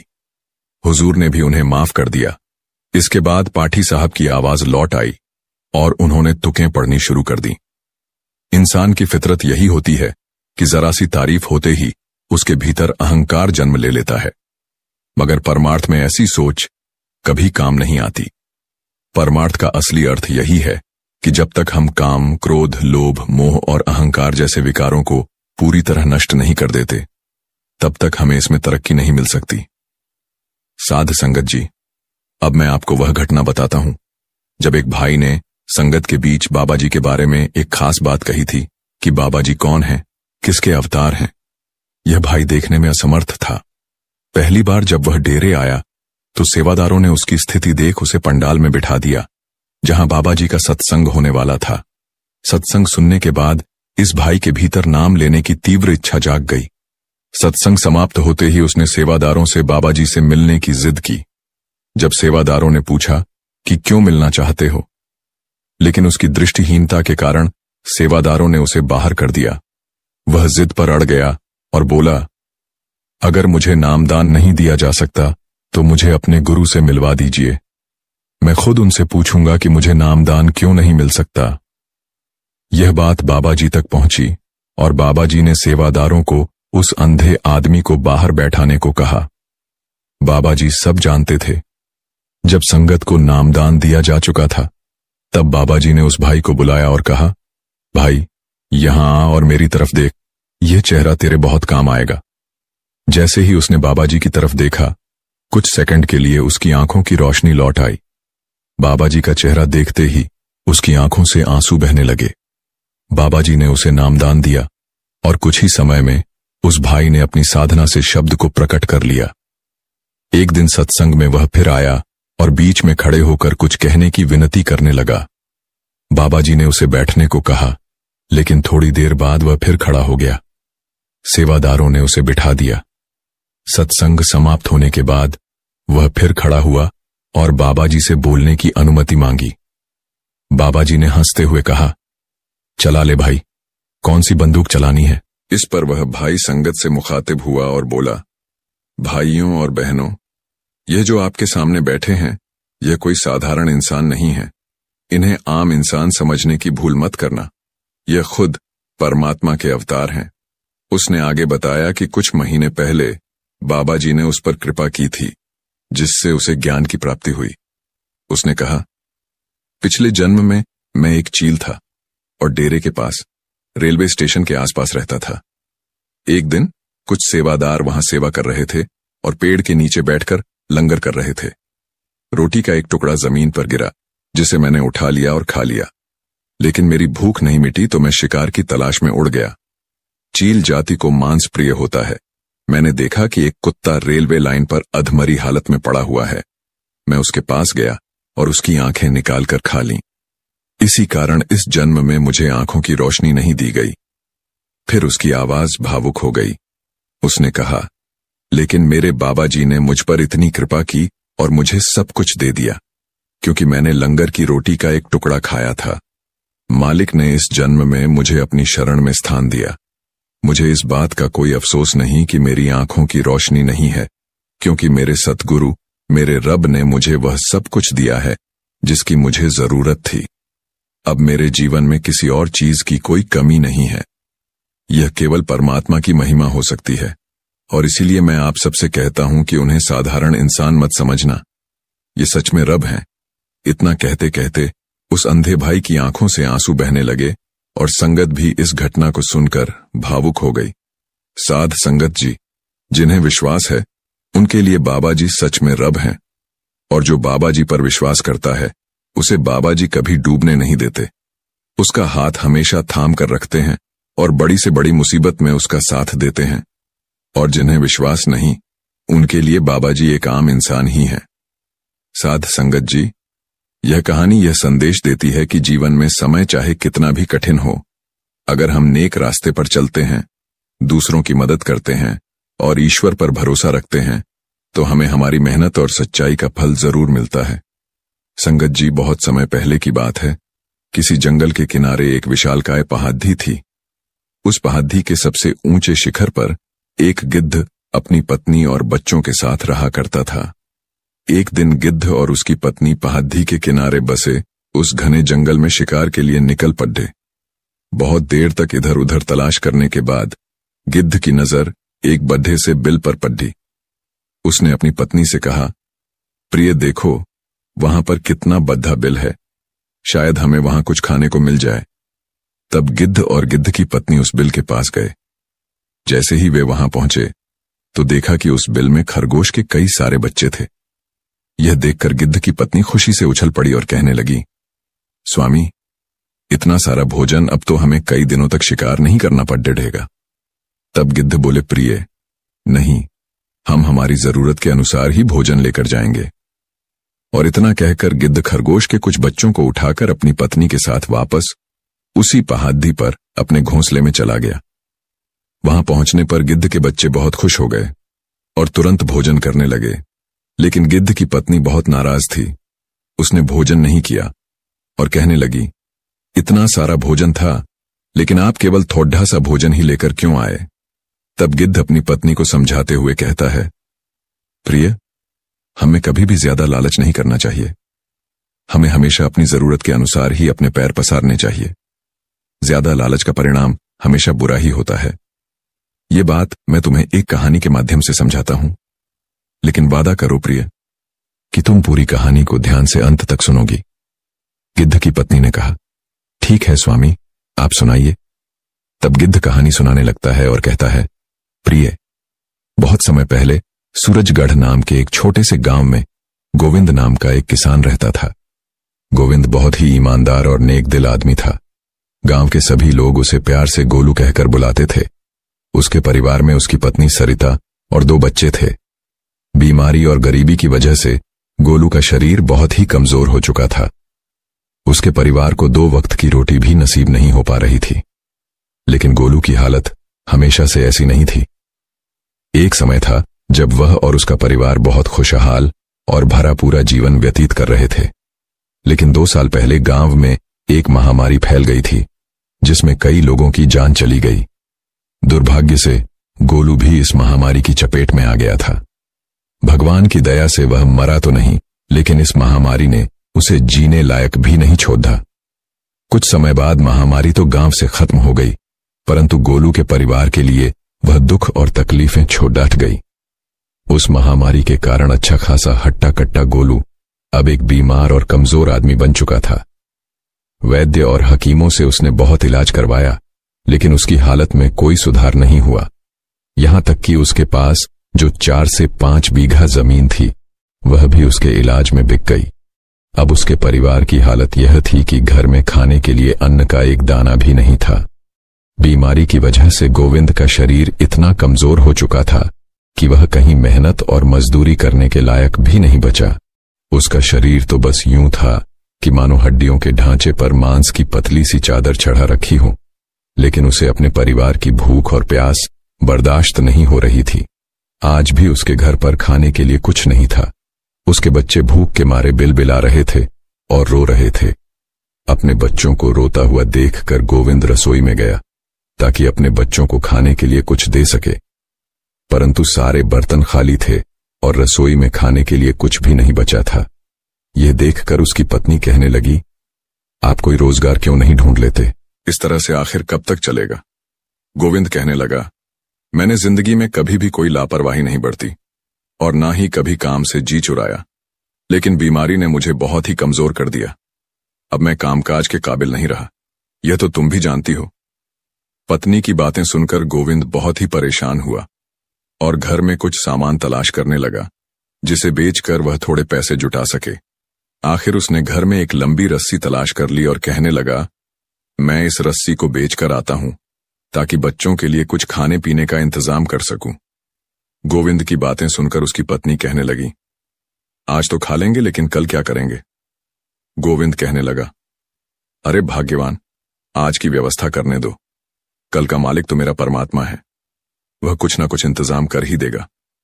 फिर गोविंद ने रस्सी उठाई और भगवान के भरोसे बाजार में निकल गया। उसने काफी देर तक बाजार में आवाज लगाई। आखिरकार उसे एक ग्राहक मिल ही गया। ग्राहक बोला, मैं तुम्हें इस रस्सी के 15 आने दे सकता हूं। गोविंद ने कहा, लेकिन इस रस्सी की कीमत इससे कहीं ज्यादा है। मैंने कुछ ही दिनों पहले इसे 20 आने में खरीदा था। अब ग्राहक समझ चुका था कि गोविंद अपने किसी जरूरत के लिए इस रस्सी को बेचना चाहता है। वह कहने लगा, मैंने जो इस रस्सी की कीमत लगाई है वह बिल्कुल ठीक है। अगर तुम रस्सी बेचना ही चाहते हो तो रस्सी को मेरे हवाले करो और 15 आने ले लो, वरना जाओ कोई दूसरा ग्राहक ढूंढ लो। डूबते को तिनके का सहारा गोविंद ने वह रस्सी 15 आने में उस आदमी को दे दी। वह रकम लेकर अपने घर की तरफ रवाना हुआ ताकि अपने बीवी बच्चों के लिए कुछ खाने पीने का सामान ले सके।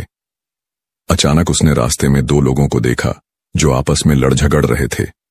यह देखकर गोविंद उसी तरफ निकल गया ताकि देख सके कि आखिर यह मामला क्या है।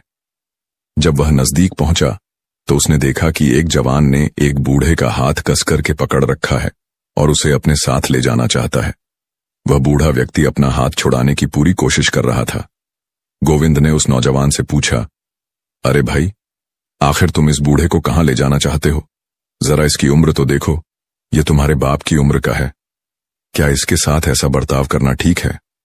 वह बूढ़ा जो बहुत ही मजबूर था गोविंद से कहने लगा, देखो भाई साहब, यह नौजवान मुझे सिर्फ 15 आने के लिए कोतवाल के पास ले जाना चाहता है ताकि मुझे कैद खाने में डलवा सके। अब तुम ही बताओ, क्या परमात्मा यह चाहेगा कि मैं जो इतने सालों से इस नगर में इज्जत की जिंदगी जीता आ रहा हूं, सिर्फ 15 आने के लिए कैद खाने चला जाऊं? गोविंद ने उस बूढ़े की बातें सुनी तो वह उस नौजवान को समझने लगा, लेकिन वह किसी की बात मानने को तैयार नहीं था। तब गोविंद सोचने लगा, क्या ऐसा भी हो सकता है कि कोई आदमी मुझसे भी ज्यादा जरूरतमंद हो? अगर यह बूढ़ा कैद खाने चला गया तो इसकी पत्नी और बच्चों का खर्च कौन उठाएगा? यह सोचकर गोविंद ने अपनी जेब से 15 आने निकाले और उस जवान को देते हुए कहा, ये लो नौजवान, तुम्हारे 15 आने। अब तुम इस बूढ़े काका को छोड़ दो। पैसे लेकर नौजवान वहां से चला गया। उस बूढ़े आदमी ने अब राहत की सांस ली। वह गोविंद के सामने हाथ जोड़ते हुए उसे दुआएं देने लगा, बेटा, भगवान तुम्हारा भला करें और तुम्हें इसका 100 गुना दें। उस बूढ़े आदमी की दुआएं सुनते सुनते गोविंद भी अपने घर की तरफ वापस चल पड़ा। चलते चलते गोविंद यह सोच रहा था कि अब मजबूरी में उसे खाली हाथ ही घर वापस लौटना पड़ेगा, लेकिन दिल ही दिल में उसे यह तसल्ली भी थी कि गरीबी के बावजूद उसने एक नेकी का काम किया है। यही सोचते सोचते गोविंद अपने घर पहुंच चुका था। जब उसकी पत्नी ने देखा कि वह चुपचाप और सर झुकाए खड़ा है तो वह समझ गई कि यह हमारे खाने पीने का इंतजाम नहीं कर सके, बल्कि वह रस्सी जो ये घर से लेकर गए थे उससे भी हाथ गवा बैठे हैं। वह पूछने लगी, क्या हुआ? आप खाली हाथ क्यों लौट आए? और उस रस्सी का क्या हुआ? गोविंद ने सारी बात अपनी पत्नी को बता दी। ये सुनकर उसकी पत्नी बोली, आपने एक अच्छा काम किया है, एक बूढ़े आदमी को कैद खाने जाने से बचा लिया। पर आपको यह मालूम होना चाहिए कि जो दिया घर की रोशनी के लिए होता है उसे कहीं और ले जाकर नहीं जलाया जाता। अब आप अपने बच्चों को क्या खिलाओगे? कैसे उनका मन बहलाने के इस पूरे नगर में से कौन आएगा जो हमारे बच्चों का पेट भरेगा? गोविंद कहने लगा, तुम ठीक कहती हो, मैं तुम्हारी बातों से बिल्कुल सहमत हूं, लेकिन वह बेचारा बूढ़ा आदमी हमसे ज्यादा मुसीबत में था। पत्नी कहने लगी, अब आपके रोने धोने से कुछ नहीं होगा, जो भी होना था वह हो चुका। इन सब बातों को छोड़ो और अगली बार के लिए ऐसी कोई गलती मत करना। गोविंद जानता था कि उसकी पत्नी की बातें कड़वी जरूर हैं, लेकिन सच है। उसे समझ में नहीं आ रहा था कि क्या करें और क्या ना करें। अचानक उसके मन में एक ख्याल आया। वह अपनी जगह से उठकर दोबारा घर के टूटे फूटे सामान को देखने लगा। वह कभी इधर देखता तो कभी उधर, लेकिन उसे कोई भी ऐसी चीज नहीं मिल रही थी जिसे वह बेच सके। इसलिए वह परेशान होकर वापस अपनी जगह पर आकर खड़ा हो गया। अचानक उसे एक पुराना बिस्तर नजर आया जो बच्चों के बिछाने के लिए इस्तेमाल होता था। उसने अपनी पत्नी से कहा, मैं इस बिस्तर की तलाश में था, तुम कहो तो मैं इस बिस्तर को बेचता हूं। पत्नी कहने लगी, बच्चे तो भूखे हैं, लेकिन आप उनका यह पुराना बिस्तर भी छीन लेना चाहते हैं। गोविंद कहने लगा, अच्छा हुआ कि तुमने खुद ही कह दिया कि बच्चे भूखे हैं, इसीलिए जरूरी बात यह है कि उनके खाने पीने का इंतजाम किया जाए। पुराने बिस्तर के होने या ना होने से क्या फर्क पड़ जाएगा? उसकी पत्नी ने जब यह देखा कि इस बिस्तर की गोविंद की नजरों में कोई कीमत नहीं है, तो वह आंसू बहाने लगी और कहने लगी, ठीक है, समेट लो इसे और बेच डालो, लेकिन याद रखना इसे कम दामों पर मत बेचना, ताकि कुछ दिनों तक तो हमारे बच्चों का पेट भर सके। गोविंद के पास अब कहने को कोई बात नहीं थी, इसलिए उसने अपना सर झुकाए चुपचाप बिस्तर को लपेटा और घर से बाहर निकल गया। वह चलता गया, चला गया और फिर एक ऐसे बाजार में पहुंच गया जहां पर नई और पुरानी चीजों का व्यापार होता था।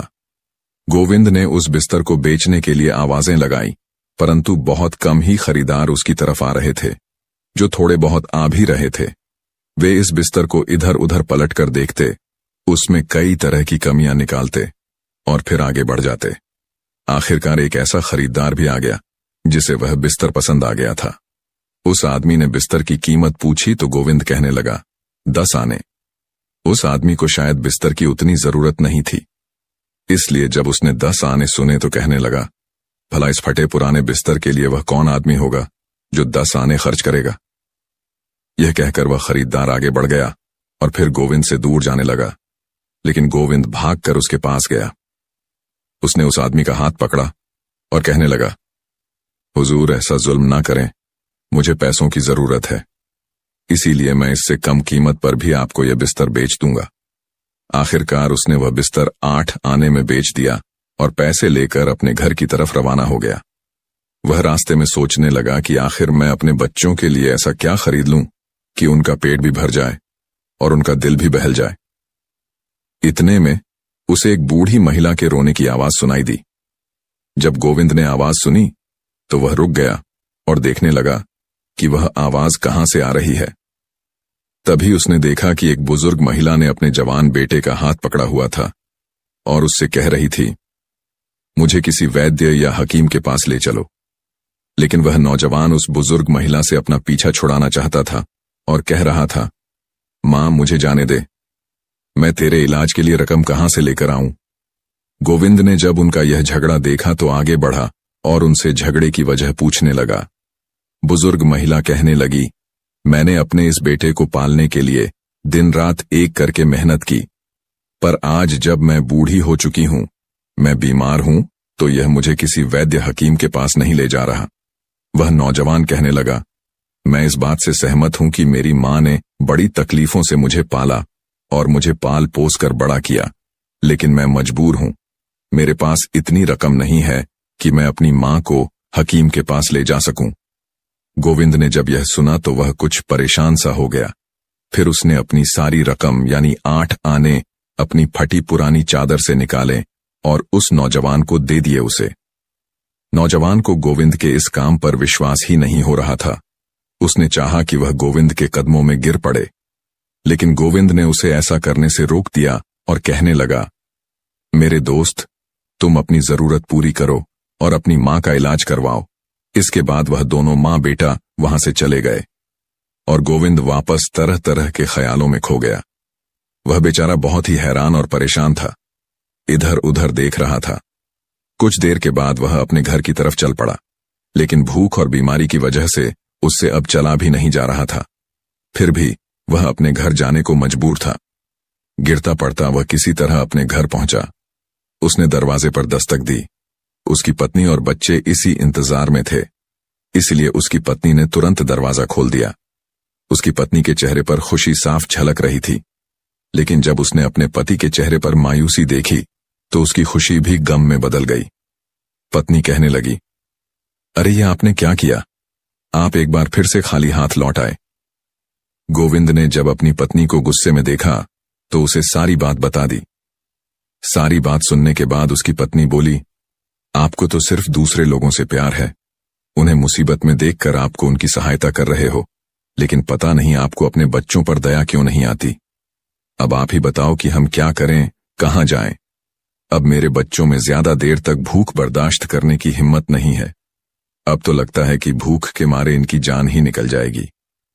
गोविंद में अब इतनी हिम्मत भी नहीं थी कि वह अपनी पत्नी से नजरें मिला सके। कहने लगा, मेरा परमात्मा सब कुछ जानता है। अगर तुम भी उस बूढ़ी औरत की फरियाद सुनती तो तुम भी वही करती जो मैंने किया है। लेकिन विश्वास रखो, भगवान कोई ना कोई रास्ता जरूर निकाल देगा। अगर इस बार मैं कोई चीज बेचने के लिए ले गया तो उसे बेचूंगा नहीं, बल्कि गिरवी रखूंगा, ताकि कम से कम उस चीज से हमें हाथ ना धोना पड़े। पत्नी कहने लगी, क्या हमारे घर में कोई ऐसी चीज बची भी है जिसे आप गिरवी रख सको? गोविंद अपने घर में इधर उधर देखने लगा और फिर बोला, वह संदूक कैसी रहेगी? वह संदूक तुम मुझे दे दो, ताकि इसके बदले में मैं कोई छोटी संदूक खरीद लूं और साथ ही कुछ खाने पीने का सामान भी लेकर आऊं। उसकी पत्नी, जो पहले से ही गुस्से में थी, कहने लगी, अब तो आप इस संदूक से भी हाथ धो लो। यह संदूक ना तो आपसे कोई खरीदेगा और ना ही इसे कोई गिरवी रखेगा। बल्कि ऐसा करो, या तो यह संदूक किसी को दान कर दो या फिर इसे तोड़ दो। मायूस गोविंद आगे बढ़ा और उसने संदूक उठा ली। कहने लगा, देखो मुझे इतना बेइज्जत मत करो, मैं यह सब कुछ अपने बच्चों के लिए ही तो कर रहा हूं। इसके बाद गोविंद ने वह संदूक उठाई और बाजार की तरफ निकल गया। बाजार में पहुंचने पर वह सबसे पहले एक साहूकार के पास गया और उससे कर्ज मांगने लगा। साहूकार ने कहा, बेशक मैं तुम्हें कर्ज दे तो दूंगा, परंतु कर्ज के बदले में तुम्हें कुछ सामान मेरे पास गिरवी रखना पड़ेगा। गोविंद ने उसे वह संदूक दिखाते हुए कहा, इस समय तो मेरे पास इस संदूक के अलावा और कुछ भी नहीं है। साहूकार ने उस संदूक को देखा और कहने लगा, आखिर यह पुरानी संदूक जिसका रंग भी उड़ा हुआ है, इसके बदले में तुम्हें कितने पैसे चाहिए? यह तो गिरवी रखने के काबिल बिल्कुल भी नहीं है, इसलिए तुम वापस जाओ और कोई ऐसा सामान लेकर आओ जो गिरवी रखने के लायक हो। इसके बाद गोविंद उस साहूकार की दुकान से बाहर निकल गया। उसने कई बाकी दुकानों पर भी उस संदूक को बेचने की कोशिश की, लेकिन उसकी बात नहीं बनी, क्योंकि वह संदूक बहुत ही पुरानी थी और कोई भी उस पुरानी संदूक के बदले उसे कर्ज देने के लिए तैयार नहीं हुआ। सूरज ढलने वाला था और अंधेरा छाने वाला था। गोविंद मन ही मन उम्मीद खो चुका था। मन ही मन वह सोचने लगा कि शायद मैंने अपनी पत्नी से वादा करके गलती की। इस पुरानी संदूक को कोई भी गिरवी नहीं रखेगा। अब मुझे इस संदूक को बेच ही देना चाहिए। उसने यह फैसला किया और वापस बाजार की तरफ चला गया। उसने आवाज लगाकर वह संदूक के लिए खरीदार ढूंढने लगा।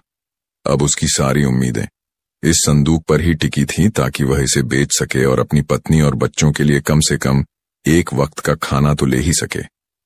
लेकिन उसकी बदकिस्मती कि उसे कोई भी खरीदार नहीं मिला। अब सूरज ढल चुका था और अंधेरा हो चुका था, इसलिए वह बाजार में सिर्फ अकेला ही रह गया। इसके बाद वह एक मध्यम सी रोशनी में जाकर बैठ गया, जो एक मकान की खिड़की से आ रही थी। वह सोच रहा था कि इस हालत में वह कैसे अपने घर वापस जाए और अपनी पत्नी और बच्चों को क्या जवाब दे। अभी वह यह सब कुछ सोच ही रहा था कि तभी उसे एक मछली बेचने वाले की आवाज सुनाई दी। यह मछली बेचने वाला भी गोविंद की तरह ही गरीब और परेशान था, इसलिए वह भी उसी जगह पर आकर बैठ गया जहां पर गोविंद बैठा हुआ था। उसे मछली बेचने वाले के पास एक लाल रंग की मछली थी जो उसने वहीं पर रख दी। जल्दी ही वह दोनों एक दूसरे से बातें करने लगे और अपने बारे में एक दूसरे को बताने लगे। मछली बेचने वाला कहने लगा, हम दोनों के हालात बिल्कुल एक जैसे हैं। क्यों ना हम ऐसा कोई काम करें जिससे तुम्हें इस संदूक से छुटकारा मिल जाए और मुझे इस मछली से। मेरे पास यह एक लाल रंग की मछली बची हुई है। मैं तुमसे यह संदूक ले लेता हूं और तुम मुझसे यह मछली ले लो। यह मछली लेकर तुम अपने घर चले जाओ ताकि आज की रात तो कम से कम तुम्हारी पत्नी और बच्चे अपना पेट भर सकें। गोविंद ने कुछ सोचा और फिर कहने लगा, हमारे पास इसके अलावा और कोई चारा भी तो नहीं है, बजाय इसके कि मैं खाली हाथ अपने घर जाऊं। कम से कम एक मछली तो मेरे पास होगी। अब गोविंद एक छोटी सी मछली का मालिक बन गया, लेकिन मछली बेचने वाले को उसके बदले में एक बड़ी सी संदूक मिल चुकी थी। मछली बेचने वाले ने जल्दी से वह संदूक ले ली और अपने घर की तरफ रवाना हो गया। वह छोटी सी लाल मछली अब गोविंद के पास आ चुकी थी। गोविंद उस मछली को लेकर अपने घर की तरफ चल पड़ा। बेचारा गोविंद आह भरते और आंसू बहा हुआ अपने घर की तरफ चल पड़ा। उसने बड़े ही मायूस दिल से अपने घर पर दस्तक दी। उसकी पत्नी ने दरवाजा खोल। गोविंद जानता था कि उसकी पत्नी और उसके बच्चे उसी का इंतजार कर रहे थे। वह घर में दाखिल हुआ और उसने अपनी पत्नी और बच्चों के सामने वह लाल रंग की मछली रख दी और इंतजार करने लगा कि उसकी पत्नी क्या कहती है। हालांकि यह मछली छोटी सी थी। गोविंद कुछ देर तक चुप रहा और फिर बोला, मैंने वह संदूक गिरवी नहीं रखी, बल्कि उसके बदले में इस मछली को लिया है। यह सुनकर उसकी पत्नी, जो मछली को देखकर बहुत ही खुश थी, लेकिन यह बात सुनते ही उसके चेहरे का रंग बदल गया। वह कहने लगी, क्या आपने वह संदूक बेचकर यह मछली ले ली? अब हमारे घर में बचा ही क्या है? आपने तो जाने से पहले मुझसे यह वादा किया था कि आप वह संदूक बेचोगे नहीं, बल्कि उसे गिरवी रखेंगे। गोविंद सर झुकाए अपनी पत्नी की बातें सुन रहा था। वह सिर्फ इतना ही कह सका, उस पुरानी संदूक को कोई भी गिरवी रखने को तैयार नहीं था। मैं मजबूर था, इसलिए मुझे संदूक के बदले में यह मछली लेनी पड़ी। उसकी पत्नी, जो कि बहुत ही नाराज थी, अपनी जगह से उठी और एक थाल ले आई। उसने मछली को काटकर उसे साफ करना शुरू किया। वह इसी तरह से मछली साफ कर रही थी कि तभी हैरानी से कहने लगी, अरे यह क्या है जो चांद की तरह चमक रहा है? गोविंद आगे बढ़ा और जब उसने मछली के पेट में देखा तो खुशी से चिल्लाने लगा, मोती! अरे भाग्यवान, यह तो कीमती मोती है। गोविंद के चिल्लाने से उसका उदास घर खुशी से भर गया था। वह रात उसकी पत्नी और उसके बच्चों ने ईश्वर से प्रार्थना करते हुए गुजार दी और खुशी से फूले नहीं समाये। अब वे सुबह का इंतजार करने लगे कि कब जौहरी अपनी दुकान खोलेगा। इस बार उसकी पत्नी भी गोविंद के साथ बाजार गई थी। अभी जौहरी ने अपनी दुकान खोली ही थी कि गोविंद और उसके पास पहुंच गए। गोविंद वह मोती उस जौहरी के हाथ में देते हुए बोला, सेठ जी, इस लाल कीमती मोती के बदले मुझे कितनी स्वर्ण मुद्राएं मिलेंगी? जब जौहरी ने उसे मोती जो जांचा तो उसे पता चला कि यह मोती तो वाकई कीमती है, इसीलिए उसने उसे मोती के बदले में अशर्फियों से भरी 3 थैलियां मिल गईं। इस बार वह खाली हाथ नहीं था, बल्कि उसके दोनों हाथों में अशर्फियों से भरी हुई थैलियां थीं। धन को पाकर गोविंद और उसकी पत्नी बहुत खुश थे, मानो सारा जग जीत लिया हो। इस दौलत से उसने अपने लिए एक अच्छा मकान बनवाया, जिसमें सुख सुविधा का सारा सामान इकट्ठा किया गया। अब गोविंद कोई गरीब आदमी नहीं था, बल्कि वह एक अमीर सेठ बन चुका था। अब तो गोविंद के दिन बदल चुके थे। उसके घर में किसी चीज की कोई कमी नहीं थी। खाने के लिए काजू, पिस्ता, बादाम, दूध, दही सब कुछ था। अच्छी खुराक मिलने से उसके बीमार शरीर में भी अब नई ताकत आने लगी थी। 1 साल बीतते बीतते गोविंद की पूरी तरह से काया बदल चुकी थी। अब वह पहले वाला कमजोर और बीमार गोविंद नहीं, बल्कि स्वस्थ और तंदुरुस्त हो गया था। चेहरे पर लाली, होठों पर मुस्कान, साफ सुथरे कपड़े अब उसकी पहचान बन चुके थे। परंतु दिल से गोविंद आज भी वही पुराना गोलू था, जिसके मन में दूसरों के लिए दया और प्यार भरा हुआ था। इन 1 साल के दौरान उसके पूरे परिवार की काया ही बदल चुकी थी। पूरे इलाके में यह बात फैल चुकी थी कि गोविंद को एक मछली के पेट से मोती मिला, जिसे बेचकर उसकी जिंदगी बदल गई। समय के साथ धीरे धीरे यह बात उस मछली बेचने वाले तक भी पहुंच गई, जिसने वह मछली गोविंद को संदूक के बदले में दी थी। जब उसे इस बात का पता चला कि उसकी दी हुई मछली से गोविंद अमीर आदमी बन गया है, तो उसने मन में विचार किया कि क्यों ना मैं गोविंद के पास जाऊं और उस मछली के बदले में कुछ और रकम मांगूं, क्योंकि उसकी दी हुई मछली की वजह से ही आज गोविंद एक सेठ बन चुका था। यह सोचकर वह मछली बेचने वाला अगले दिन गोविंद के घर जा पहुंचा। जब गोविंद ने उसे देखा तो देखते ही पहचान लिया और अपने स्वभाव के मुताबिक उसने मछली वाले को देखते ही कहा, आओ दोस्त, कैसे हो तुम? तुम्हारी वजह से ही आज मेरी किस्मत बदल चुकी है। गोविंद ने उसकी खूब खातिरदारी की और फिर जब वे दोनों बातें करने बैठे तो मछली बेचने वाला कहने लगा, गोविंद भाई, मेरी दी हुई मछली के कारण ही तुम एक सेठ बने हो। उसी में से तुम्हें कीमती मोती मिला था, तो क्या मुझे इनाम में कुछ मिलना नहीं चाहिए? उसकी यह बात सुनकर गोविंद एक पल के लिए हैरान रह गया, परंतु फिर मुस्कुराते हुए कहने लगा, हाँ दोस्त, तुम्हारे साथ मैंने जो सौदा किया था उसी की वजह से मैं आज इतना मालदार हो गया हूं। तुम यहीं पर ठहरो, मैं अभी तुम्हारे लिए कुछ लेकर आता हूं। यह कहते हुए गोविंद अंदर गया और एक थैली लेकर बाहर आया। वह थैली उसने मछली बेचने वाले को दी और कहने लगा, दोस्त, इसमें पूरी 100 सोने की अशर्फियां हैं। मेरे ख्याल में इतनी रकम इनाम के तौर पर तुम्हारे लिए काफी रहेगी। उस आदमी ने जब अशर्फियों से भरी हुई थैली देखी तो उसकी आंखों में चमक आ गई, लेकिन उसके मन में लालच आ चुका था। वह कहने लगा, गोविंद भाई, तुम सिर्फ 100 अशर्फियां देकर मुझे बहलाना चाहते हो। तुमने वह मोती बेचकर जो दौलत हासिल की उसका आधा हिस्सा मुझे चाहिए। यह सुनकर गोविंद के चेहरे का रंग उड़ गया। वह कहने लगा, देखो भाई, वैसे तो उस सौदे में मछली के बदले तुम्हें मैंने संदूक दे दी थी, लेकिन यह तो मेरी ईमानदारी और नेकदिली है कि मैं तुम्हें 100 अशर्फियां दे रहा हूं। वह आदमी कहने लगा, नहीं गोविंद, मैं तो तुमसे अपना हक मांग रहा हूं।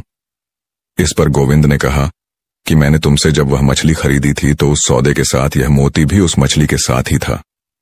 उस मोती को बेचकर जो भी दौलत मिली उस पर मेरा पूरा हक है। जब दोनों के बीच इस बात को लेकर बहस होने लगी तो आस पड़ोस के लोग भी वहां पर इकट्ठा हो गए। आखिर में फैसला यह हुआ कि वे दोनों अपने मुकदमे को लेकर राजा के दरबार में जाएंगे और राजा ही इस बात का सही फैसला करेंगे। गोविंद और वह आदमी दोनों राजा के दरबार में पहुंचे। तब गोविंद ने शुरू से आखिर तक राजा को सारी बात बताई कि किस तरह से वह बीमारी की वजह से कंगाल और कमजोर हो चुका था। फिर उसे अपने परिवार का पोषण करने के लिए घर की चीजों को बेचना पड़ा और आखिर में उसने इस मछली वाले के साथ सौदा किया, जिसमें अपनी पुरानी संदूक के बदले उसने एक लाल रंग की मछली ले ली और फिर उस मछली में से सफेद रंग का एक मोती निकला, जिसे बेचकर उसे बेशुमार दौलत हासिल हुई थी और उसकी गरीबी दूर हो गई। आज 1 साल के बाद यह आदमी मुझसे उस मोती में हिस्सेदारी मांगने आया है। सारी बात सुनने के बाद राजा ने उस मछली बेचने वाले से पूछा, गोविंद जो भी बातें कह रहा है, क्या वह सच है? क्या तुमने इसे लाल रंग की मछली दी थी? उस आदमी ने कहा, महाराज, सारी बातें बिल्कुल सच हैं। मैंने ही इसे एक लाल रंग की मछली दी थी और उसके बदले में एक संदूक मैंने ले ली थी, परंतु मैंने सिर्फ मछली बेची थी, उसके पेट में जो मोती था वह नहीं। राजा ने पूछा, क्या तुम खुद मछलियां पढ़ते हो? वह आदमी कहने लगा, नहीं महाराज, मैं तो सिर्फ मछलियां बेचता हूं।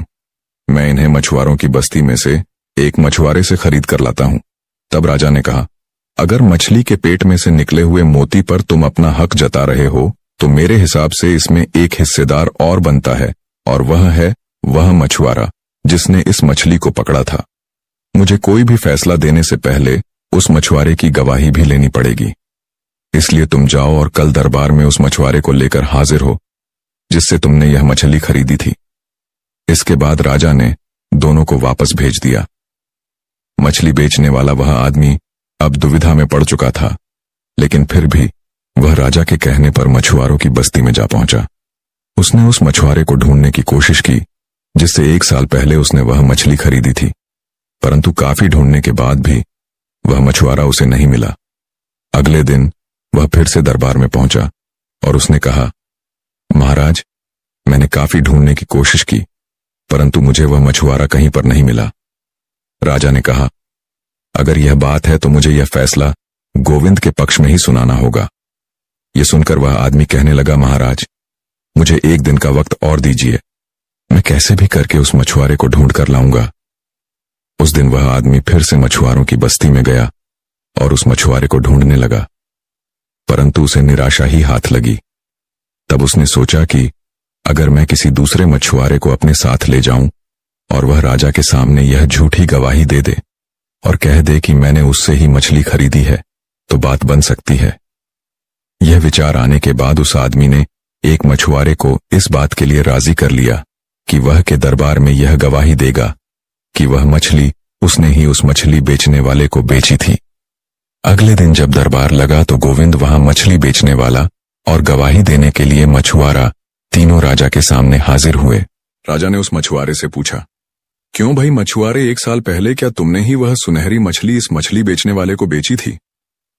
वह मछुआरा कहने लगा, महाराज, हां, मैंने ही वह सुनहरी मछली इस आदमी को बेची थी। यह सुनकर राजा कुछ पल के लिए चुप रहा और फिर उसने मछली बेचने वाले की तरफ देखा और बोला, असल बात तो यह है कि उस मछली के पेट में से जो कुछ भी निकला हो उसे पर अब तुम्हारा कोई हक नहीं है, क्योंकि उस समय जो सौदा हुआ था उसके अनुसार तुम्हें मछली के बदले में संदूक दी जा चुकी है। मैं यह फैसला तुम्हें पहले दिन भी सुना सकता था, लेकिन मैं तो सिर्फ तुम दोनों की नीयत और ईमानदारी को परखना चाहता था। मेरे हिसाब से गोविंद एक नेक दिल और ईमानदार आदमी है। उसकी नीयत में कोई खोट नहीं है, क्योंकि आज भी वह तुम्हें उस मछली के बदले में 100 अशर्फियां देने को तैयार था। हालांकि इस बात की कोई जरूरत भी नहीं थी, परंतु तुम्हारी नीयत बेईमान और लालची है, क्योंकि तुमने अपनी झूठी बात को सच साबित करने के लिए मेरे सामने एक झूठा गवाह लाकर खड़ा कर दिया। तुमने उस मछुआरे को सब कुछ समझा दिया, मगर इसे मछली का रंग बताना भूल गए। जब मैंने उससे पूछा कि क्या तुमने सुनहरे रंग की मछली बेची है, तो इसके जवाब में इसने कहा, रंग लाल था। अगर मछली के रंग के बारे में यह मछुआरा भूल गया होता तो साफ साफ कह सकता था कि इसे अब मछली के रंग के बारे में कुछ पता नहीं है, परंतु झूठ के पांव नहीं होते और इसने सुनहरे रंग की मछली होने पर हामी भर दी। इस बात से यह स्पष्ट है कि मछली के बारे में इसे कोई जानकारी नहीं है और ना ही इसने कोई मछली तुम्हें बेची। तुम इसे झूठी गवाही देने के लिए दरबार में लेकर आए हो। नियम के मुताबिक तो तुम्हें इसकी सजा मिलनी चाहिए और तुम पर जुर्माना होना चाहिए, लेकिन मैं इसका फैसला गोविंद पर छोड़ता हूं। राजा का फैसला सुनकर मछली बेचने वाला आदमी थर-थर कांपने लगा। उसे लगा कि अब गोविंद उसके लिए बहुत ही सख्त सजा सुनाएगा। राजा ने कहा, कहो गोविंद, तुम इस गुनहगार को क्या सजा देना चाहते हो? गोविंद बोला, महाराज, यह बात सच है कि यह आदमी लालच में आकर झूठ और फरेब का सहारा लेकर मुझसे दौलत ठगना चाहता है, परंतु एक सच यह भी है कि इसकी दी हुई मछली के कारण ही मैं अमीर बना हूं। इसलिए मेरी गुजारिश है कि इसे छोड़ दिया जाए और मैं अपनी खुशी से इसे 100 सोने की अशर्फियां इनाम में देना चाहता हूं। यह सुनते ही मछली बेचने वाला वह आदमी गोविंद के पैरों में गिर गया और कहने लगा, भाई, लालच ने मुझे अंधा कर दिया था, परंतु तुमने मुझ जैसे लालची इंसान पर भी दया की। इसके लिए मैं सारी जिंदगी तुम्हारा आभारी रहूंगा। गोविंद ने उसे उठाया और कहा, दोस्त, तुम्हें अपनी गलती का पछतावा है। इससे अच्छी बात और क्या हो सकती है?